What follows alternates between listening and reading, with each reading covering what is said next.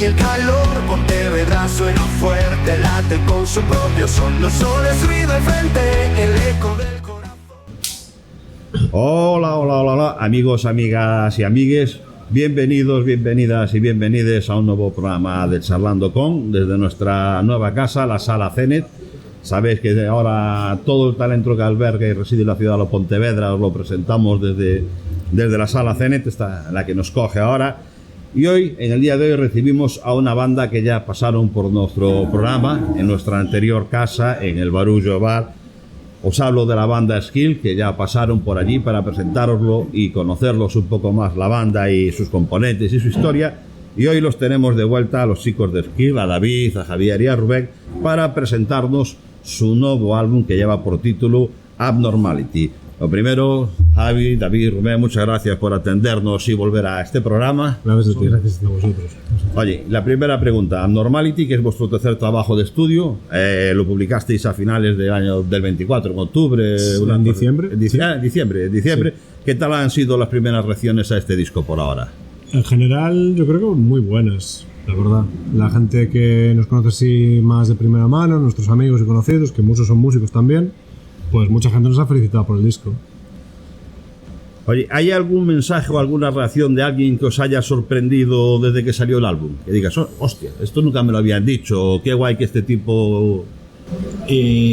A mí un colega, que también toca la batería en otra banda, dijo que le parecía un sonido muy orgánico, muy real y que no se asemejaba a lo que es un trabajo como hoy en día se entiende dentro de un estudio, con todo el proceso que hay, ya sabes cómo funcionan las mesas de sonido, que se adultera el sonido un poquito, tal. En este caso me dijo, no, suena, o sea, por ejemplo, la batería o la base, parece que estáis como un ensayo, suena súper orgánico, ¿no? Lo cual a mí me moló bastante la opinión esta. Vais a acercaros un poquito ese micro más a vosotros, porque siempre se me olvida que Rubén habla bajito. Tira si viene del cable.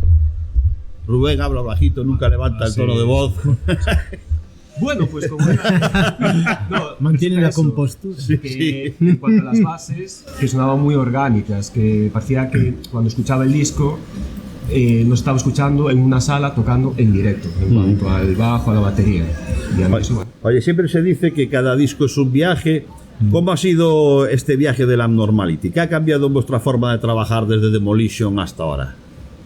Pues mira, justo esa pregunta es interesante porque lo que ha cambiado principalmente con respecto al disco anterior es que para este decidimos preparar más cuidadosamente la preproducción del disco, tanto a nivel de composición como a nivel de grabar unas demos.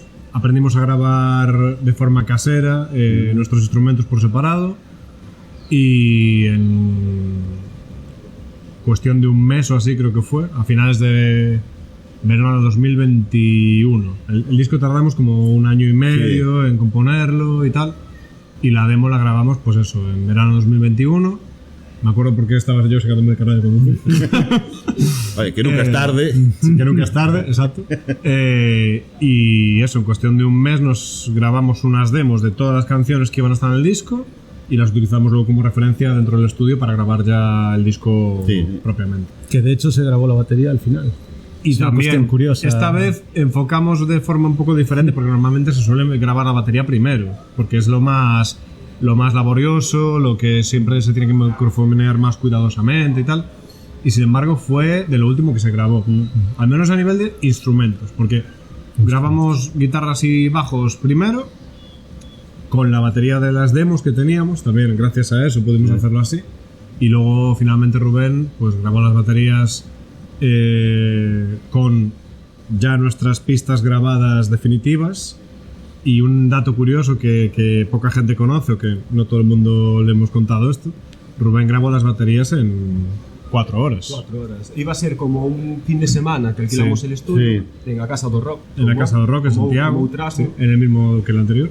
Y curiosamente, pues nos empezamos un viernes por la tarde a microfonear, a montar la batería, todo eso, y entre creo que el viernes y el sábado por la mañana había quedado grabado todo, en 2 horas y 2 horas o más. Fue muy gracioso porque yo recuerdo que Rubén creo que había llegado por la mañana, cuando yo estaba volviendo de trabajar a casa, mandaste un WhatsApp diciendo en 2 horas y media llevo 7 canciones, así, y yo en plan, me cago en la... Así quedará, ¿no? Y yo recuerdo que luego yo cogí el coche, fui hasta Santiago, hasta el estudio, llego, y yo me acuerdo de entrar, así cerrando la puerta con cuidado y no hacer ruido, y me dice Mou Trasno, mi profe de guitarra, que es quien lleva el estudio y la escuela del mismo nombre, que es el rock, me dijo, acaba de terminar. Y yo, cojonudo, nos vamos otra vez. Oye, pero ¿qué pasa? ¿Fue muy sencillo o es que te viniste muy arriba? Yo soy una persona que me pongo nervioso siempre cuando hay un bolo y cuando soy un saco de nervios. Me dices que ahora eso, como tengo que hablar, me pongo nervioso. Estaba muy estudiado. Las canciones, gracias a grabar un preproyecto, una premaqueta, ¿no? Estaba muy estudiado todo. Hay cosas que en el estudio se cambiaron, pero bueno, yo estudié jazz, entonces soy una persona que considero que a nivel musical improvisar no me cuesta mucho ni adaptarme a las ideas que me diga pues el productor o el técnico que en ese momento esté ahí. Se cambiaron cosas en el momento, cosas que no funcionaban, en plan, oye Rubén, cambia este break, cambia este fill. Siento bastante rápido. Igual toqué cada canción 2 o 3 veces y sí que yo insistí en, mira, si ves que no está quedando bien o muy orgánico, vuelvo a grabar la canción entera. Pero Mou me decía, no te preocupes, está bien, quedó bien, tal. ¿Cuál era la pregunta? Perdona. Si te viniste muy arriba o es que se hizo muy sencillo grabarlo así. Las dos cosas. Era sencillo y por eso me vine arriba y yo creo que por eso fue tan fluido, curiosamente. Sí, lo que hablaba, tan orgánico como natural salió entonces al final. Sí. Oye, este disco tiene un sonido más evolucionado, como pusiste en la nota de prensa, con influencias progresivas y una producción muy cuidada. ¿Cómo llegaste a ese punto? ¿Fue algo natural o buscaste conscientemente esa evolución en el sonido? Yo creo que fue algo natural porque en el momento en el que empezamos a componer algunas de las canciones que acabaron en este disco fue durante el propio confinamiento. Es que al final este disco es el fruto de la pandemia. Sí, de hecho, hasta el título tiene que ver con la pandemia. Luego más tarde, si quieres, volvemos a eso también. Porque imagino que también nos ibas a preguntar por el título. Vamos a ir por ahí, por todo ese lado. Pues durante el confinamiento yo empecé a escuchar mucho a Dream Theater. Y Rubén ya conocía mucho a Dream Theater mucho antes que yo. De hecho, lo fuimos a ver en directo hace unos meses, en Lisboa. Y en aquella época yo me volví súper fan de Dream Theater. Y aún así ya antes escuchaba a Rush, a Genesis, a Pink Floyd y otras bandas de rock progresivo. A Tool también, a bandas de rock y metal progresivo, más experimentales, más virtuosas, cada una de su padre y su madre, ¿no? Como se suele decir. Y yo creo que fue algo que surgió de forma natural porque yo desde hace tiempo quería empezar a incorporar ciertos elementos progresivos a ese sonido entre el grunge y el stoner que ya teníamos desde el principio. Y yo creo que en este disco se nota muy sutilmente, pero es muy agradecido cómo ha llegado esta nueva vena que yo creo que ha llegado un poco para quedarse, ¿no? Sí, vale. Pero notarse se nota, sobre todo en algunas canciones más que otras, pero se nota bastante. Y lo que más me gusta es que yo creo que lo hemos hecho con mucho mimo, en el sentido de que hemos procurado mantener nuestra esencia, pero a la vez evolucionar y experimentar. Sí, bueno, que le estamos llamando evolucionar, pero realmente es como que dice involucionar, porque vosotros en el 2024 estáis replicando, o bueno, hacéis un sonido stoner, que es quizás un momento más álgido a nivel mainstream fue los 90, y ahora incorporáis los sonidos de los 70 y demás.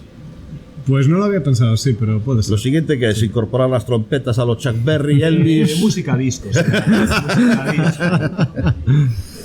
No. Oye, antes del disco sacaste dos par de adelantos, uno que era Faith y el otro, si no me equivoco, Mind Your Words. ¿Por qué elegisteis esas canciones como carta de presentación?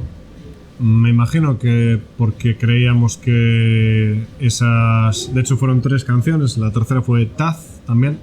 Me imagino que porque esas 3 canciones eran las que en ese momento creíamos que eran las que mejor definían el sonido del disco a nivel global. Hay una cosa curiosa. ¿No os tentó sacar como single, como carta de presentación, la canción que le da título al álbum? ¿Por qué la descartasteis? Porque suele ser habitual que en uno de los primeros adelantos sea el título del álbum. Sí. Pues la verdad, ahora que lo dices, no... Es más compleja, yo creo. Sí, yo creo que es una canción... Es una difícil la canción. Yo la llamo para mí como más dura, como más difícil de digerir, que hay que escuchar con más calma y más... Seguramente por eso, porque es más experimental, es más rara. De hecho, hace mucho honor al nombre del disco y de la canción, propiamente, ¿no? Es una canción que, de hecho, si has escuchado Normality, esta canción, o sea, Normality, Demolition, como Sí, sí. yo, es que yo, cuando lo estaba escuchando otra vez esta mañana, primero escuché Demolition y después Sí, escuché este, y te sigue chocando que sigáis siendo vosotros, digamos que como que a mí por lo menos la sensación es que se aleja un poco de lo que esperaba el sonido con Demolition.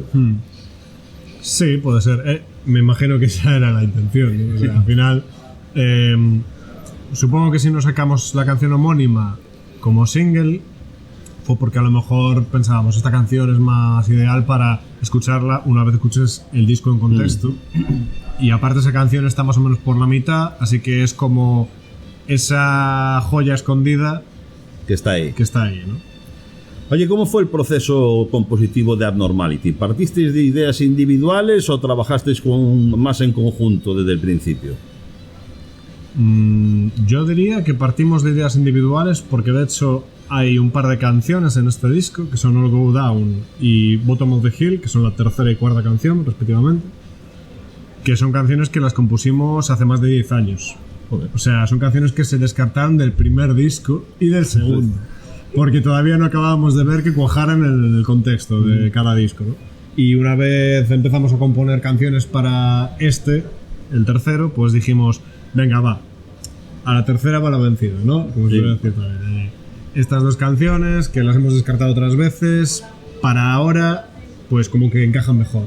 Porque All Go Down, es cierto que se nota, bueno, o al menos yo que conozco el contexto de la evolución de la banda y tal, pues noto que hay ciertas reminiscencias de cómo sonábamos al principio. Hay cierto toque nirvanero, cierto aire a Nirvana en All Go Down, por cómo juega con las dinámicas, por la sencillez, por las melodías y tal.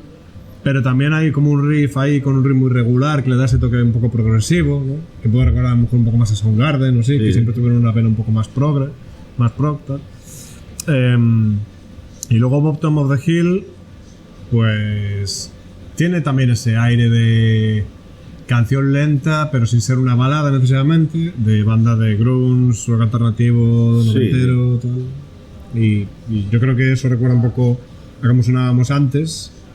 Y sin embargo, pues se ha juntado con canciones que compusimos durante el confinamiento o después del confinamiento, en plena pandemia, y que ya venía con esas nuevas influencias de Dream Theater, de Tool, de bandas progresivas, ¿no?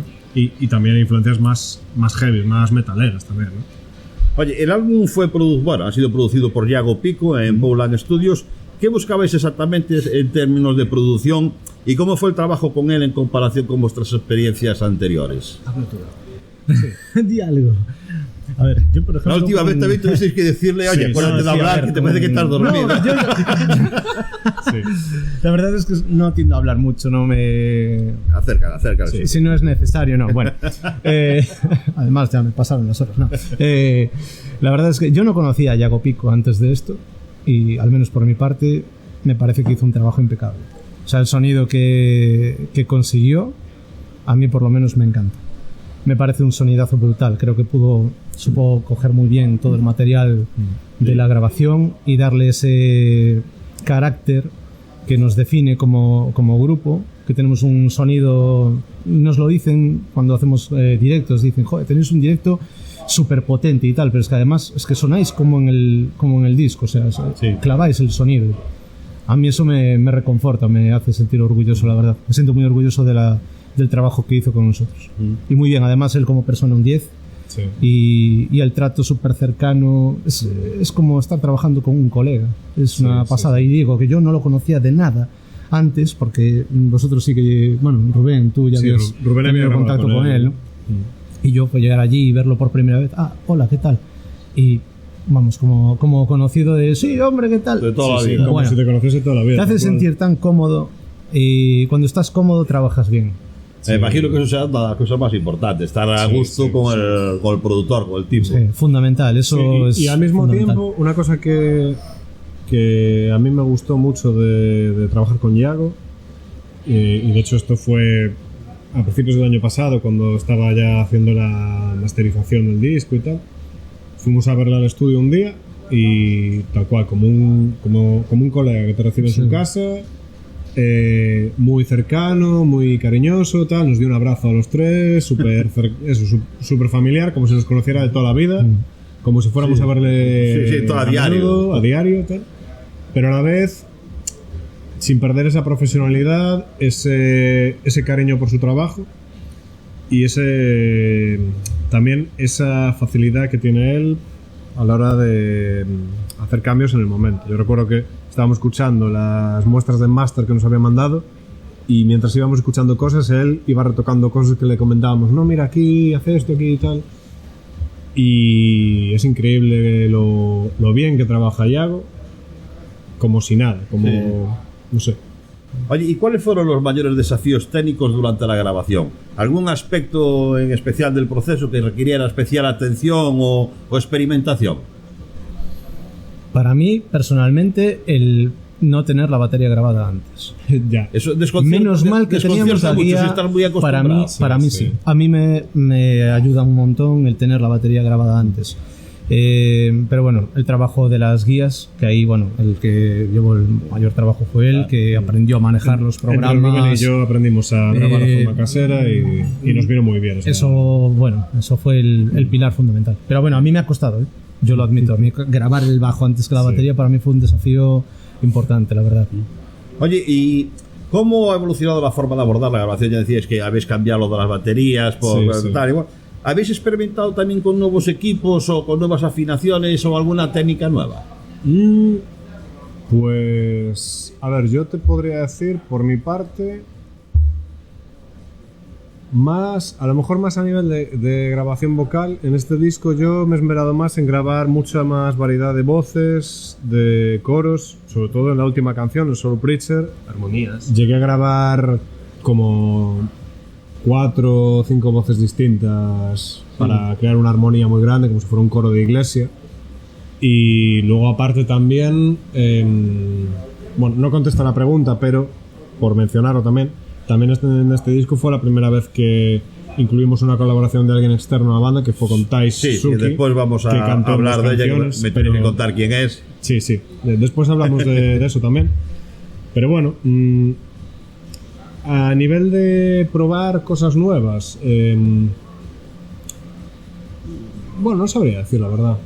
Al grabar en el mismo estudio que el disco anterior, al final, si decidimos grabar con Mo otra vez fue porque estamos muy a gusto trabajando con él también. Mo también tiene un poco ese punto fuerte que tiene Iago, que te recibe en el estudio como si fuera pues, un colega que te abre las puertas de su casa, pero luego al mismo tiempo que te lo pasas bien con él, que él hace que estés cómodo, que estés a gusto, que no te pongas nervioso, pues al mismo tiempo es muy cuidadoso trabajando, es muy meticuloso, como se podría decir, y ante todo es muy constructivo. Siempre te propone ideas en el momento, incluso cosas que se le ocurren en el momento, tal, espontáneas. Con las voces pasó esto también. Hay detalles que grabé yo en voces, en coros o lo que fuera, que surgieron en el propio momento de la grabación y fueron principalmente ideas de Mo. Y es algo que yo agradezco mucho también. Y también sobre esto, los aspectos técnicos, la mezcla y la masterización realmente son cruciales a la hora de definir el carácter de un disco. ¿Cómo enfocasteis este proceso en Abnormality? ¿Qué elemento queríais destacar en la mezcla final o que sobresaliera en la mezcla final? Pues, a ver, por mi parte, en el caso de las voces, Mo fue quien nos propuso que nos mezclase y nos masterizase Iago, porque Iago, aparte de ser productor y ser ingeniero de sonido, también es cantante. Y en el caso de Iago, pues tuvo, digamos, esa meticulosidad a la hora de realzar las voces, de que la voz estuviese en el lugar que le corresponde, ¿no? Pero aún así, no sé, yo creo que los tres estamos muy contentos con cómo suena el instrumento de cada uno. Además, bueno, sí. Como este disco es un pelín más progresivo, buscamos el cuidado de las dinámicas. También nos centramos meticulosamente en las dinámicas de la parte de coros, con no sé cuántas voces, que es muy complicado, ¿no? Sí. Porque nosotros experiencia tenemos la justa, ¿no? Sí. Pero ahí confías mucho en el ingeniero de sonido, de, bueno, si aquí vamos a meter 5 o 6 voces, 2 guitarras, bajo, batería, percusiones, o lo que sea, tenemos que ver hasta qué punto queremos que suene la batería, el bajo, la guitarra, para que el coro esté en un segundo plano, tercer plano. Claro, más adelante o más atrás. Eso Sí. nos gustó mucho y aprendimos un montón porque aprendes a afinar el oído, es decir, queremos conseguir esto, ¿cómo podemos conseguirlo de una forma Claro. mecánica? Ahí realmente depende mucho del profesional que está a tu lado, que te dice, oye, pues Sí, vamos sí. a irla metiendo un poco más abajo, porque al final él tiene el oído más acostumbrado, ¿no? Se supone, a Eso es detectarlo. muy curioso y es muy bonito porque somos tres, pero en el disco suenan muchas cosas porque queremos Sí, sí. una atmósfera en ciertos temas. Y yo creo que le pasa a un montón de bandas que somos tres, ensayamos los tres, pero esa idea cuando lo llevas al estudio y quieres meter todo eso, cambia muchísimo, porque no es lo mismo tocar todos los días con un coro Ya. que tocar solo Sí. los tres. Sí, sí, sí. Y aprendes mucho sobre el proceso. Sí, bueno, aquí yo creo que lo habíamos hablado la otra vez. A mí, por ejemplo, Demolition me parecía un disco como un poco más oscuro. Y este está normal, y que dentro de hombre, el Stone, el grunge y todo esto sigue siendo oscuro. Ahí, sobre todo hay alguna canción que hace como, no voy a decir que como pop, pero que se hace como luminosa, como muy sencilla, no tan cargante con esa atmósfera tan Seattle, tan oscura, ¿no? Sí. Puede ser, de todas formas, no sé, yo igual porque es una idea preconcebida que tenía yo cuando empezamos a componer las canciones de este disco, pero yo tenía la idea de que este disco iba a ser más oscuro que el anterior. Igual más a nivel lírico, más a, nivel de lírico, letras, claro, tal vez. yo Sí, me sí. refiero de lo que es el concepto de armonías. Pero sí que es verdad que a nivel de armonía, de melodía, hay melodías que son como más pop, muy entrecomillado. Sí, bueno, claro, como Porque es más como luminosas, más- sí, más es como alegres. sí, más llamativo, Es más... una perfecta analogía a lo que pasó durante la pandemia. De, ya podéis salir la semana que viene, Sí, pero no. sí. No podéis salir a Sí. aplaudir, pero no. Entonces esas canciones representan eso. Tiene gracia porque no lo había pensado así nunca, Esos pero... momentos Te como juegan con esos pero sentimientos sombra, de que luz, sí, sombra. pero no, pero que hay, bueno, pero al final me contento con lo que sea. Sí, no, pero me levanto Sí, todos los días, sí. me ducho y hago ejercicio, luego me hago la comida y otros jugando a la Play todo el día, o depresivos, o bebiendo alcohol, ¿sabes? Bueno, cada uno. Oye, a nivel de letras, el álbum aborda temas como la incertidumbre y la crítica social, sobre todo. Ya hablamos que fue compuesto durante la pandemia, pero Sí. ¿qué más contáis? ¿Qué queríais contar a nivel de letras en el disco? A ver, en este disco, ya digo, hay un par de canciones que tienen ya mucho tiempo, pero que, curiosamente, a veces pasa que cuando escribes algo, luego con el paso del tiempo, el significado que tenía va cambiando. Claro, ¿no? por eso, por- Y por ejemplo, All Go Down, que es una canción que compuse, pues yo creo que en 2012, o por ahí, tenía pelo. Que ya llovió. Sí, sí. Estábamos todavía empezando, no habíamos ni empezado. Bueno, aún estábamos empezando a pensar en grabar un disco, pero todavía no se había materializado eso. Y All Go Down es una canción que habla sobre la muerte y sobre cómo todos los seres vivos, pues somos iguales ante la muerte. Es la única ley natural Que nos es equipara a ineludible y que nos equipara a todos. Y de hecho de ahí el título de Todos caemos en las llamas, ¿no? We'll go down in flames. Y es una canción que, para lo sencilla que es musicalmente y armónicamente, pues tiene un mensaje que es muy potente y que es muy, muy directo también, ¿no? No hay tampoco metáforas enrevesadas ni nada por el estilo. Sí, bueno, lo que decías, encaja perfectamente traerla a la época de la en la pandemia y pandemia. la cuadratura del disco. Exacto. De hecho, de ahí que cobrase un nuevo significado a mayores del que ya tiene, ¿no? Que se podría aplicar a cualquier momento de Sí. la vida, pero el hecho de que coincidiera con la pandemia, pues le dio un significado más especial. Y Bottom of the Hill, que también es más o menos de la misma época, pues es una canción que hace referencia a alguna fábula, alguna historia popular o así, como La liebre y la tortuga, por ejemplo, o tal, pero le da la vuelta y lo que pretende decir es que a veces las cosas no salen como queremos y a veces las cosas salen mal Sí. y sin más y no hay nada que hacerlo, ¿no? Y da igual cómo nos pongamos o lo mucho que nos frustremos, Que va a estar eso mal. va a estar mal igual, ¿no? Y luego, pues como decías, desde un punto de vista ya más maduro, más adulto, canciones más recientes como por ejemplo Taz o Afraid, pues son canciones que hacen una crítica más mordaz a la sociedad del momento, de la pandemia. Afraid es una canción, la letra la escribí durante el confinamiento y hay muchas referencias al propio confinamiento, a la incertidumbre, como decías tú, al miedo a lo que pasará, a tener miedo a vivir. La propia letra dice eso, que no te sorprendas si luego tienes miedo a vivir. Sí, pero el mundo tampoco ha cambiado tanto, porque el confinamiento era la enfermedad que estábamos en casa y hoy en día seguimos igual, porque que si la vivienda, que si los alquileres, que si tal, ese miedo a vivir no ha desaparecido ni siquiera. De hecho, un eslogan que a mí me tocaba mazo los cojones en el confinamiento era aquel de saldremos más fuertes, y yo no paraba de decir, no hemos salido más fuertes, solo igual de gilipollas. Sí. y eso, o sea, aparte también en Afraid también se hace referencia a cosas que se normalizaron mucho en la pandemia. Se habla de gente sin rostro caminando por calles vacías donde nadie se le da la mano, por las mascarillas, por el hecho de que de repente nos empezamos a dar los codos como si fuéramos retrasados mentales, ¿no? Que yo todavía me tapo la boca con el codo al toser, ¿no? Pero ya no hago ese gesto, porque aparte es como, me acabo de toser en el codo, voy a chocar el codo, a ver si así te pego algo. Sí, somos hermanos de codo, ¿no? Y luego en Taz, por ejemplo, cambiando un poco de tercio, en Taz se habla sobre pues algo que se normalizó mucho en la pandemia también, que fueron pues las teorías conspiranoicas, los pensamientos radicales, gente que de repente pues se le fue la puta olla y empezó como a volverse más extremista en su forma de pensar, en su forma de analizar lo que ve, el mundo exterior, procesar la información, etcétera, ¿no? Sin entrar en este o aquel, sino en general, ¿no? Y eso, pues es un poco lo que estaba ocurriendo en ese momento, que quisimos plasmarlo a través de estas canciones, ¿no? Oye, ¿hubo alguna canción en la que el desarrollo de la letra afectara significativamente a los arreglos o a la producción del disco? Hostia, pues... Y dijeras, coño, esta letra de aquí, pues tenemos que trabajarlo en concreto así, que no era como lo teníamos pensado. Sí, yo creo que sí, con Down in the Valley, ¿puede ser? Down in the Valley. Sí. Con la primera canción del disco, Down in the Valley, yo me rompí la cabeza tropecientas veces porque no me cuadraba ninguna letra que me gustase dentro del ritmo de la canción, dentro de la melodía de la voz. Tuve que cambiar la melodía varias veces. Y al final... Sí, perdón.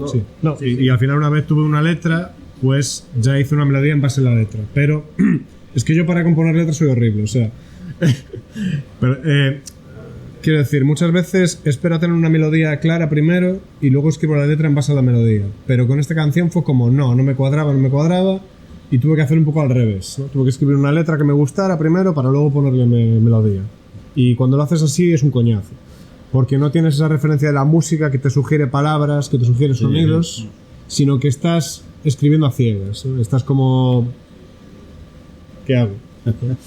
Para mí, en referencia a eso, Soul Preacher, la última canción, la que cierra el disco, la canción más progresiva, bueno, anormal.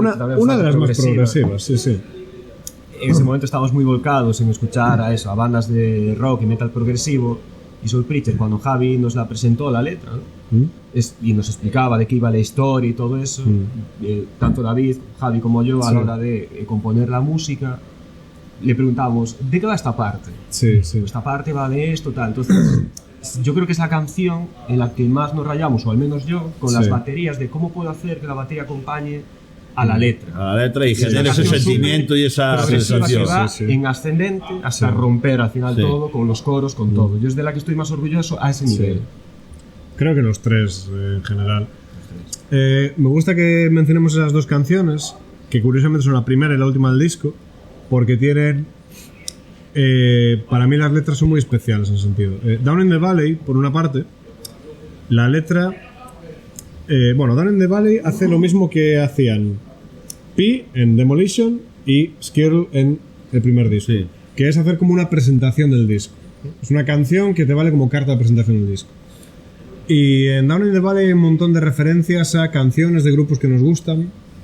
De hecho, si te enseñase la letra, seguramente pillarías un montón de referencias, ¿no? Hay referencias a Emerson Lake and Palmer, a Depeche Mode, a Soundgarden, a Iron Maiden, a Led Zeppelin, a mogollón de bandas de rock y heavy metal que nos gustan, que hemos escuchado en algún momento de nuestra vida y pues de alguna forma es como un homenaje a la música. Parecido a lo que hicieron Dream Theater en Octavarium, que hay partes de la letra que son como palabras entrelazadas o frases entrelazadas que hacen referencia a títulos de canciones y cosas así. Un poco en homenaje a eso, a la música, ¿no? Y luego, por otra parte, Soul Preacher es una historia, es como un diálogo entre dos personajes. Aquí quise probar un tipo de letra diferente también, ¿no? Y es un diálogo entre dos personajes en el que una persona va a confesarse a la iglesia, de ahí toda esa temática de coro de iglesia y todo. Sí. Y es alguien que va a confesarse porque acaba de matar a alguien, ¿no? Y al principio parece arrepentido, pero luego acaba desvelando que lo hizo guiado por la fe, pero por una fe ciega, inconsciente, que le llevó a cometer atrocidades. Sí.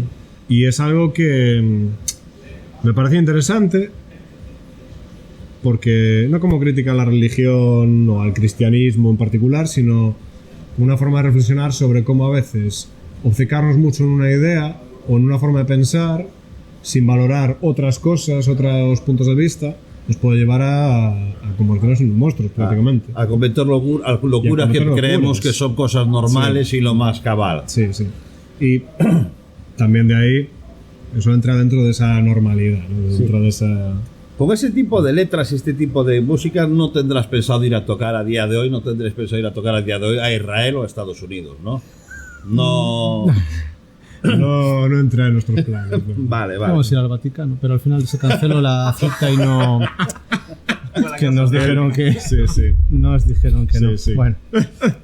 Desde el punto de vista de la producción, ¿hay alguna canción en el disco que consideráis especialmente ambiciosa o compleja? Yo diría que Soul Preacher, por la cantidad de voces que hay y la cantidad de arreglos que hay en general. Lo que decía Rubén, es la canción o una de las canciones más progresivas del disco, y a la hora de grabarlo y producirlo después, toda la cantidad de información que metimos nosotros ahí, pues era muy complicado producirla para que sonase bien y para que sonase como nosotros queríamos. Que era bien, pero con toda esa paleta de colores que fueran fáciles de apreciar. Sí, y luego, a nivel técnico sí que hay algunas canciones que tienen pues o que incorporan compases irregulares o algún arreglo de batería o de bajo o de guitarra bastante complejo. A la hora de llevarlo al directo, pues hay que hacerlo muy bien para que suene, siendo tres, muy empastado y todo eso. O también melodías a nivel vocal que son muy exigentes. Por ejemplo, la canción Speak of the Devil, que es otra canción que tiene un aire muy progresivo. De hecho, es una canción que bebe mucho de Dream Theater y sobre todo de Dream Theater del disco Train of Thought. Ya, perdón, que hablamos mucho de Dream Theater. A no ser que nos paguen algo de dinero. Yo estaba pensando ahora cuando acaban de hablar, hacer el comentario y decir, niños, que quede claro que les gusta mucho Dream Theater. Sí. Por si no os habéis dado cuenta ya. No, pero sí, quiero decir, hacía referencia a eso, a Train of Thought de Dream Theater, que es un disco muy oscuro, muy heavy también, muy pesado. Y esa canción va un poco en esa onda, ¿no? Y a nivel vocal también, sobre todo la parte del final, que yo pegué un grito ahí desgarrador, pues fue como, uff, esto a ver cómo carajo lo hago después en directo, ¿no? O sea, a ver cómo lo traslado. A ver cómo lo traslado, sí. Oye, como hablabais antes, en Mind Your Words contáis con la colaboración de Taisuke, Sí. Que además es la primera vez que colaboráis, que incorporáis a alguien externo a colaborar con vosotros. Oye, ¿cómo surgió esta colaboración y cómo fue la propia colaboración?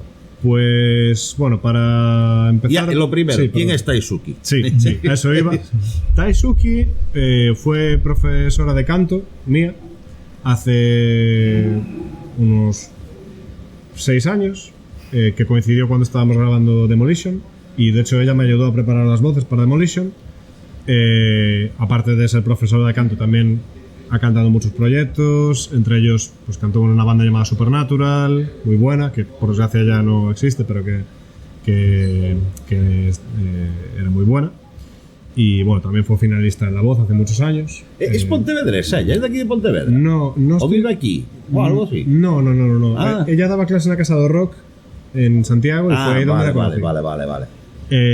Y el caso es que luego, pues después de sacar Demolition, vino la pandemia y tal, y durante muchos años no coincidimos, tal. De hecho, fui a verla actuar una vez en directo en 2023. O sea, hacía como 4 años que no nos veíamos en persona, ¿no?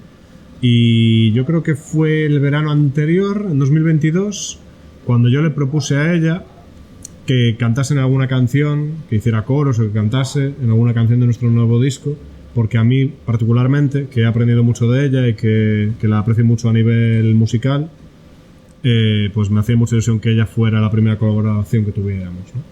Y a ella pues también le hizo mucha ilusión participar. Por motivos de agenda, de trabajo y tal, pues no pudo ir a grabar al propio estudio, grabó desde su casa, nos envió diferentes ideas para grabar y curiosamente Mo Trasno, que es amigo de ella, que han trabajado juntos mucho tiempo y tal, pues él nos dijo: es que todas las ideas que nos han mandado suenan muy bien y si las usamos todas, y dijimos: vale, Bueno, pues oye, en Major Words puedes oír como hay como dos voces que son ties, dos voces armonizadas, porque no sabíamos elegir una, no que éramos capaces de elegir una sola y dijimos: pues vamos a poner todo. Ya. Si coge pa'lante. Sí. Ahora que ya está y hecho. luego en Soul Preacher también, ella grabó diferentes ideas para coros y tal, y nos gustó tanto como quedaba esto o aquello que dijimos: bueno, pues ponemos esto aquí, y al final pues nos vino que ni pintado la colaboración, ¿no? Oye, ¿y tuvisteis que hacer algún ajuste técnico o de trabajo habitual de la banda para integrar su voz en el sonido del disco? La verdad es que no, ella como profesional se adaptó muy bien a las 2 canciones en las que participó. De hecho, lo único que hizo falta fue que yo le mandase las letras de las canciones con anotaciones de qué coros quería hacer. Y como mucho yo creo que igual le mandé alguna grabación, alguna demo con las voces que yo había hecho para que ella tuviera una referencia. Pero en algún caso incluso ni eso. Ella algunas partes incluso las improvisó viendo un poco lo que le sugería a ella el momento, ¿no? Bueno, ahora ya pasamos un poquito, ya hemos hablado bastante del disco, pasamos un poquito a hablar de lo que puede ser presentar el disco en directo. ¿Tenéis ya alguna fecha cerrada para presentar este Abnormality en directo? Por ahora, el primer concierto que tenemos para presentarlo es el 15 de marzo en el Tronco Bar, que coincide con la fiesta de aniversario, del 25 aniversario, lo cual es muy gracioso porque hace 5 años íbamos a participar en el 20º aniversario, pero coincidió con el inicio de la pandemia y acabamos de sacar otro disco antes de eso y ahora pues vamos con un disco nuevo bajo el brazo, ¿no? Oye, y para alguien que nunca había visto a Skrill en directo, ¿qué puede esperar de vuestro show, de vuestro concierto? David, en camiseta. Sí, sigue vivo, sigue vivo. No se ha dormido ni nada. Yo lo escucho, lo noto respirar. No es atrezo. Pero no habíais pagado. Yo creo que un poco lo que hablamos antes, que lo que escuchas en el disco en cuanto a potencia de sonido y de eso, de personalidad en el sonido, lo vas a poder encontrar en el directo. Evidentemente, en el directo es lo que estábamos comentando, ¿no? Hay una cantidad de voces que evidentemente no se pueden llegar a reproducir. No dije nada hasta ahora, pero ya lo voy a decir, ahora que abro la boca. Aprovechando, ya lo digo todo. Hay una canción en la que hay 2 líneas de bajo, aunque no se aprecia una de ellas, ¿no? Es una cuestión curiosa. Hay que buscarla. No, es curioso porque, claro, quería que en ese tramo de la canción tuviese una potencia y dijimos, joder, es que, claro, si hago el dibujo y luego la base se pierde. Hacemos las dos pistas, perfecto. Claro, luego ya te quedas en ese momento que estás grabando y dices, genial. Lo que pasa es que luego cuando sea el directo, bueno, evidentemente no hay 2 bajistas, ¿no? Evidentemente. Entonces, claro, tiene que... Pero bueno, son pinceladas tan pequeñas que yo creo que en un directo eso no lo vas a... ¿Y no habéis llegado a plantear llevar en pregrabado esa sobrecarga que no vais a poder asumir vosotros en el directo? No, la verdad es que no. Es que no tocamos mucho, pero los bolos que hacemos, yo creo que lo bueno que nos dice la gente es que sonamos, como decía David, creo antes, muy potente, defendemos muy bien ese trabajo, nos gusta salir de lo preestablecido, que es un disco de no, tienes que tocar lo que está en el disco porque tal. solemos improvisar bastante. De hecho, hay una canción que cuando toquemos en directo que es Abnormality, Sí. al final, que es como Sí. una improvisación un poco grupal Sí. y de baterías, tal. Eso, cada directo saldrá diferente. Sí. Y nos gusta eso. Sí. Creo que somos músicos los tres que no nos Sí. importa improvisar y tiene su factor atractivo Sí. en directo, que nos gusta hacer eso. Tiene esa espontaneidad. Y nos gusta que nuestros Sí. directos sean así. Que no Sin sea un rayarnos. copia-pega. Escuché el disco, Ya. la canción dura 3 minutos 23. La voy a escuchar y dura 3 minutos 23. No. La canción va a durar. 23 minutos.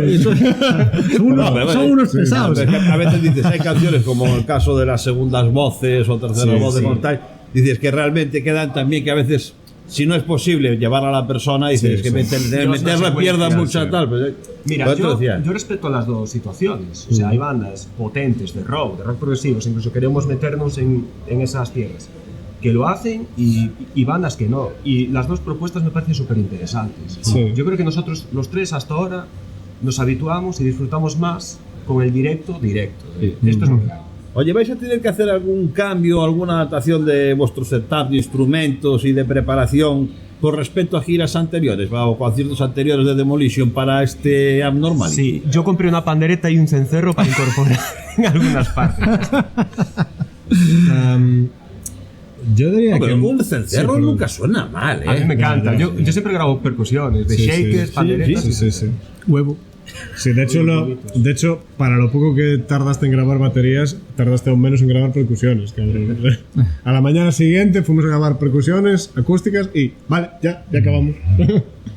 No, a ver, yo diría que nuestro setup, nuestro equipo a la hora de tocar en directo es más o menos igual. Únicamente, yo diría que a nivel de bajo y guitarra, David y yo hemos empezado a utilizar material más compacto porque ahora cada vez es más habitual utilizar simuladores de amplificador en lugar de utilizar el propio amplificador en físico y tirar de pedales o de algún simulador digital o así. Por una parte porque ocupa mucho menos espacio, pesa menos, es más fácil de transportar. Es decir, ya estás teniendo una edad Sí. y no estamos para cargar pesos Sí, a lo loco, eso innecesario. Pero, bueno, David está muy fuerte. No, Pero no, al margen de la comodidad de cargar con material, sino por el hecho de que es algo que toques donde toques siempre va a sonar bien. Únicamente dependes un poco del equipo que tenga Sí. la sala en la que vayas a tocar.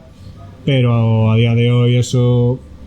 Es yo un creo poco que tendencia que hemos visto en los demás grupos con los que hemos podido Sí, sí, compartir también. escenario también. Es algo que hemos visto en otra gente y hemos dicho, pues a lo mejor esto es inevitable y es lo más cómodo para todo el mundo. Bueno, al final hay que, con la tecnología cuando va avanzando también, si te permite ahorrar espacio, pesos, cargas, porque niños y niñas, los conciertos, las bandas nos llegan y tocan. Por norma general, antes van, montan y después se quedan Sí. y desmontan. Sí. Que no son Correcto. todos Vetusta Morla. Claro. Exactamente. Claro, todo lo que sea poder aligerar un poco esas cargas, supongo que serán más cómodas. Nosotros, si queremos llevar el setup como nos gustaría, necesitamos una furgoneta. Claro. Una furgoneta grande. Sí. Grande, a ver, no. Sí. Que no nos vale. Una Citroën Berlingo. Citroën, páganos algo. Bueno, ya vamos en un Citroën que vamos en mi coche. muchas veces. Eso es bien. Pero claro, tenemos que llevar dos Sí, turismos, sí, sí. son dos turismos Sí. compactos, Sí. e incluso, aunque quisiéramos, o sea, tenemos que ir con ellos hasta arriba. Sí. Ya.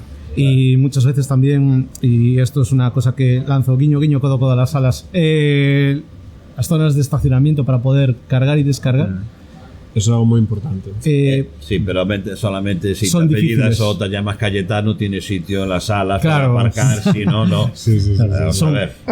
Es difícil, es decir, hay muchas salas que genial, que preparan la sala, se puede dar conciertos, que todo muy bien, pero luego llegas a lo que es el tema de paro el vehículo y tengo que descargar, y eso es un desafío.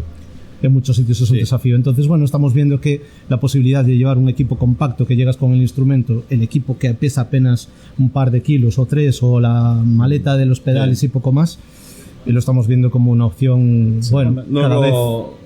pierde la esencia esa del rock clásico un poco, pero bueno, al final es que tampoco hay mucha más opción para Exacto. poder seguir. Ya, a ver. Sí, por una parte pierde esa esencia, pero al mismo tiempo también, como ganas comodidad, Claro, pues es secundario. Oye, en el 2014, como decías antes, publicasteis vuestro álbum homónimo, el álbum de debut. Sí. En el 2020 publicasteis Demolition y ahora en el 24 tenemos este nuevo álbum, Abnormality. ¿Ahora qué viene?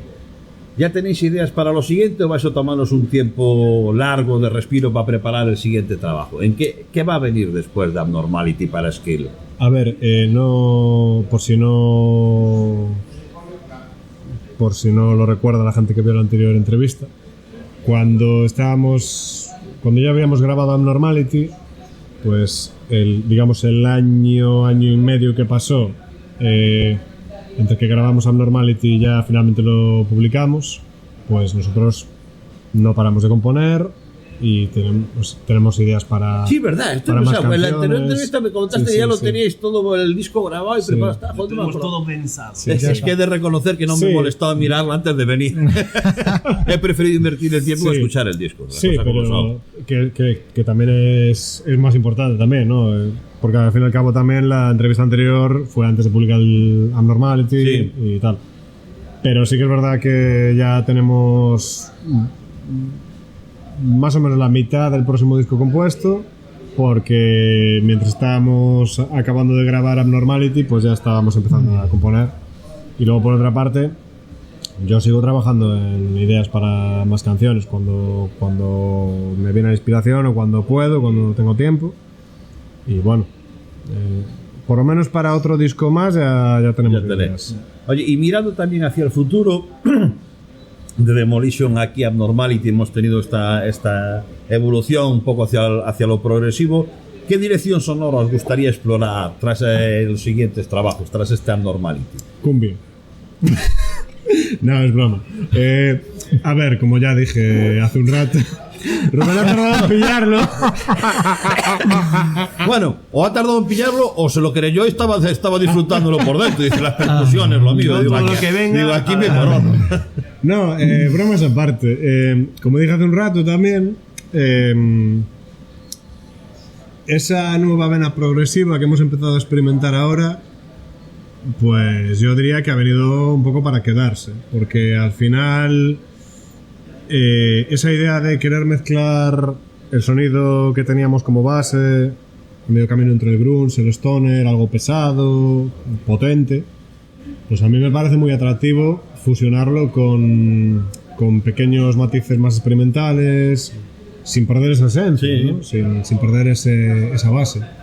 Me parece algo interesante que probablemente pocas bandas han hecho, porque al final todo está inventado hoy en día, pero que pocas bandas habrán hecho, y que, no sé, yo creo que los tres estamos un poco en esa sintonía de que nos gusta esa dirección que estamos tomando ahora, más hacia un sonido progresivo, pero sin perder nuestras raíces. Sí, porque al final, de todo, como todo en la vida, ya lo hemos hablado más veces, cuando vas cumpliendo años también vas evolucionando, y aunque tengas la base, en el momento que te lanzas a probar o a explorar y descubres que te gusta y que puede aportar, a veces es difícil parar. Tenemos el caso de U2, de Coldplay, supongo que no será el vuestro, que de tanto evolucionar, explorar, acabéis haciendo un Coldplay o U2.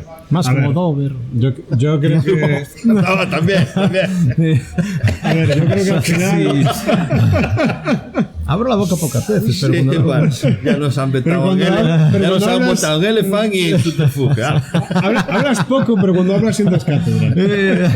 No, con todo el cariño a Dover, me encanta. Sí, con todo el cariño a bandas como U2, como Coldplay y su puta madre.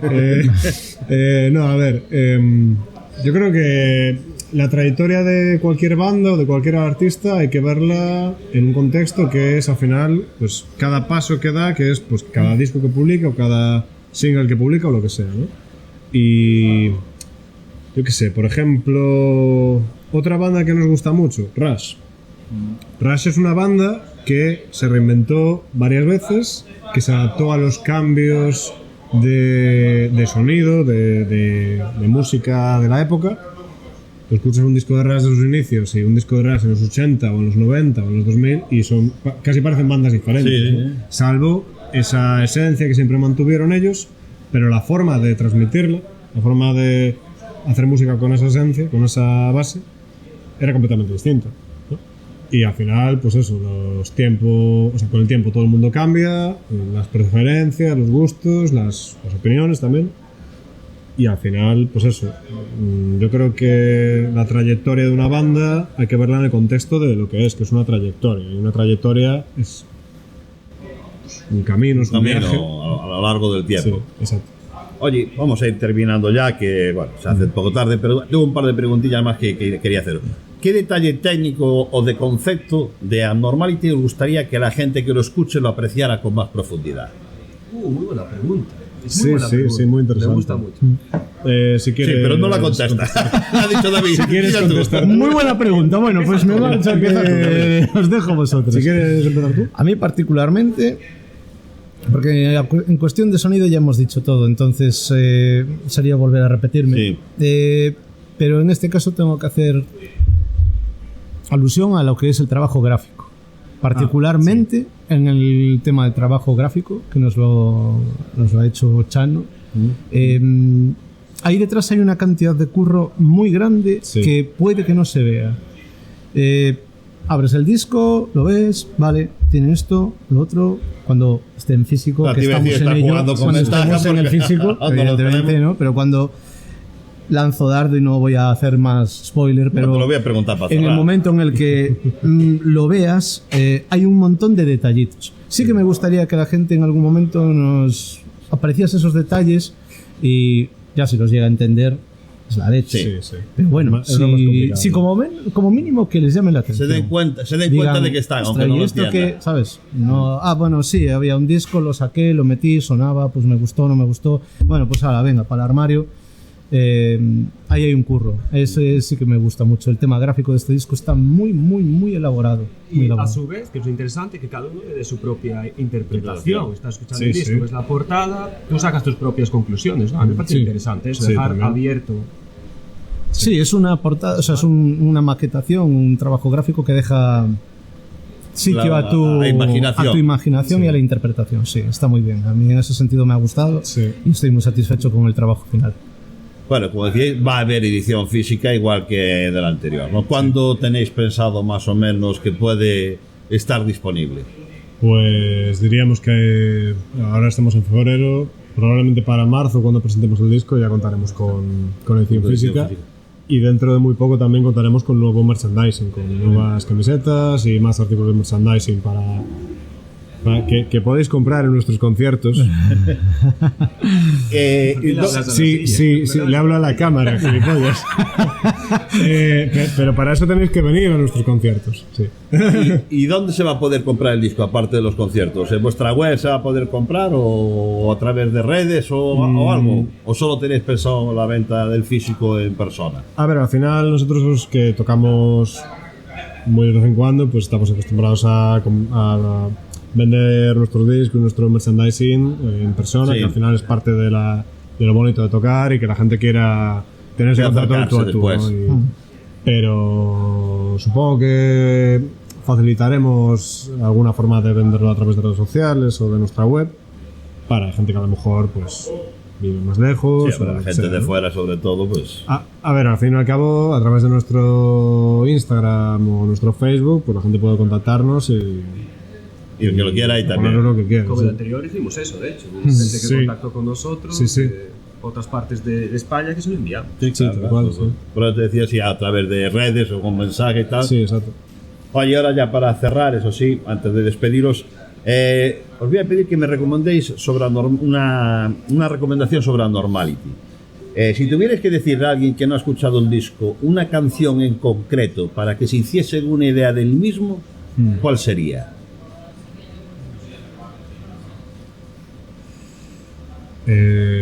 ¿Quieres empezar tú? Empieza tú. Vale. Justo yo estuve escuchando el disco por la mañana también. A ver, no... Claro, como las hemos compuesto nosotros, me da rabia tener que elegir una solo. Claro. Pero yo diría que Taz, por ejemplo, sobre todo porque es una de las que más nos han dicho que más han gustado a otras personas, tal. Yo diría que Taz, porque tiene varias cosas. Tiene un ritmo muy pegadizo, tiene una melodía también muy pegadiza. suena muy potente, la batería suena súper contundente, tal. Hay no uno, sino 2 solos de guitarra, cada uno en un estilo también. Y luego aparte de eso, si a mayores, pues al leer la letra también, pues tiene un trasfondo, tiene un mensaje, ¿no? que pretende ir más allá de lo que es solo la música, ¿no? ¿Y David? Para mí, Sí. sin duda alguna, All Go Down. Para mí es el... Esa es la que tiene A mí- las 2 líneas de abajo. Para mí está... No lo voy a decir. No, esa tiene 3. De hecho, esa tiene 10. No la hice yo. All Go Down. Para mí es una canción que debo decir que cuando la hicimos no me... la tocaba y era, vale, está bien. A día de hoy cada vez que la acabamos de tocar, digo, Dios, es que es el... Te pone. Sí. Pues se suele decir. Justo, sí. ¿Y Rubén? Yo creo que la primera, la que abre el disco como carta de presentación, Sí. me parece un buen ejemplo de, si quieres intuir un poco cómo va el resto Sí. del disco, escúchate el primer tema. También es verdad, sí. Tiene un poco de todo y Cuando metes el disco no le des ya a pasar a la siguiente. Espera, déjalo sí, que sí, suene. al menos la primera. Y de hecho, tiene una intro, pero unos segunditos. La canción viene después. Ya verás cuando le digamos a Javi que la cámara de los primeros planos es la otra. Tiene una intro. De antes, dije yo, ahí está la cámara más grande, pero bueno. Que yo pensé que estaba mirando a este y diciendo, "Hostia, la tarjeta de esa sonido". igual tiene algo en concreto, Un móvil. pero sí, claro. Amigos, amigas, ellos son Skill. Acaban de estrenar, bueno, pues en noviembre fue, ¿no? Diciembre. Eso, Abnormality, su nuevo trabajo, una bomba de rock, de grunge, de stoner. Yo quizás he apreciado menos stoner, me sonó más grungero más progresivo que stoner, que el Puede anterior ser. en algunas cosas, pero también Puede es porque ser. a lo mejor es un poco más luminoso. Escucharlo en redes sociales, en plataformas, está en Skill, Spotify, como el SoundCloud o alguna de esas, o solo Spotify. en YouTube también. Está en YouTube En también. YouTube.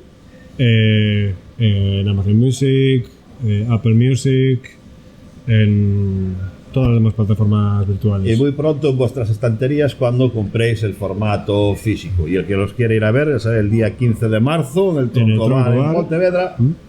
Los podréis ver. Y hasta aquí un nuevo programa desde la Sala Cenit, presentándoos al talento de Pontevedra, que como veis no para de trabajar, de evolucionar y de sacar grandísimos discos.